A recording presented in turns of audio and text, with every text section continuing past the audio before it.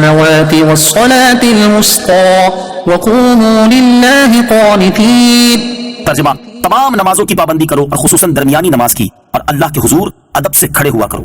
حافظوا علی الصلوات، تمام نمازوں کی پابندی کرو. تفسیر صراط الجنان میں ہے. نکاح و طلاق کے مسائل بیان کرنے کے دوران نماز کی تاکید فرما دی. گویا یہ سمجھانا مقصود ہے کہ بندوں کے حقوق ادا کرتے ہوئے خالق و مالک کے حقوق سے غافل نہ ہو جانا. پنجگانہ فرض نمازوں کو ان کے اوقات پر ارکان و شرائط کے ساتھ ادا کرتے رہو، کیونکہ شریعت کے دیگر معاملات میں حکم الہی پر عمل اسی صورت میں ہوگا جب دل کی اصلاح ہوگی، اور دل کی اصلاح نماز کی پابندی سے ہوتی ہے. نیز فرمایا کہ تمام نمازوں کی پابندی اور نگہبانی کرو. اس نگہبانی میں ہمیشہ نماز پڑھنا، با جماعت پڑھنا، درست پڑھنا، صحیح وقت پر پڑھنا سب داخل ہیں. درمیانی نماز کی بالخصوص تاکید کی گئی ہے. درمیانی نماز سے مراد عصر کی نماز ہے، جیسا کہ بخاری میں ہے نماز وسطیٰ سے مراد عصر کی نماز ہے. نماز عصر کی تاکید کی ظاہری وجہ یہ سمجھ آتی ہے کہ ایک تو اس وقت دن اور رات کے فرشتے جمع ہوتے ہیں، دوسرا یہ کہ اس وقت کاروبار کی مصروفیت کا وقت ہوتا ہے. اس غفلت کے وقت میں نماز کی پابندی کرنا زیادہ اہم ہے. وقوموا للہ قانتین، اور اللہ کے حضور ادب سے کھڑے ہوا کرو. بارگاہ الہی میں کھڑا ہونے کا طریقہ یہ ہے کہ ادب سے کھڑا ہوا جائے، لہٰذا کھڑے ہونے کے ایسے طریقے ممنوع ہوں گے جس میں بے ادبی کا پہلو نمایاں ہو. اس سے چند مسئلے معلوم ہوئے. ایک یہ کہ نماز میں قیام فرض ہے، دوسرا یہ کہ نماز میں کھانا پینا بات چیت کرنا حرام ہے، جیسا کہ قانتین سے معلوم ہوا نماز میں گفتگو کرنا اسی آیت سے منسوخ ہے. فإن خفتم فرجالا أو ركبانا فإذا أمنتم فاذكروا الله كما علمكم ما لم تكونوا تعلمون. ترجمہ: پھر اگر تم خوف کی حالت میں ہو تو پیدل یا سوار جیسے ممکن ہو نماز پڑھ لو. پھر جب حالت اطمینان میں ہو جاؤ تو اللہ کو یاد کرو جیسا اس نے تمہیں سکھایا ہے جو تم نہ جانتے تھے.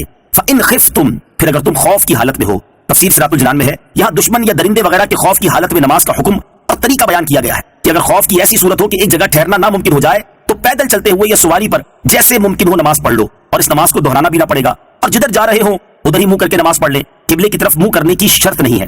اور جب حالت امن ہو تو پھر معمول کے مطابق نماز پڑھی جائے. البتہ اگر خوف کی ایسی حالت ہو کہ اس میں ٹھہرنا ممکن ہو، جیسے جنگ کے موقع پر دشمنوں کے حملے کا ڈر بھی ہے لیکن کسی جگہ ٹھہرے ہوئے بھی ہیں، تو اس کا باجماعت نماز پڑھنے کا طریقہ سورہ نساء آیت نمبر 102 میں مذکور ہے.